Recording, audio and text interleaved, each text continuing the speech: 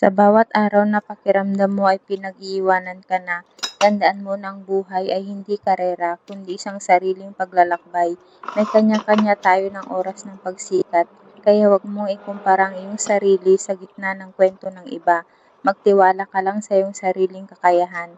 Normal lang mapagod at makaramdam ng bigat sa dibdib kapag hindi umaayon ang mga bagay sa iyong plano. Pero ang pagkapagod ay hindi sinyalis para tuluyan ka ng sumuko. Hudyat lang ito na kailangan mo lang magpahinga. Huminga ka ng malalim dahil ang bukas ay may dalang bagong lakas. Ang pinagdadaanan mong pagsubok ngayon ay hindi parusa, kundi mga lihim na aral na humuhubog sa iyong pagkatao.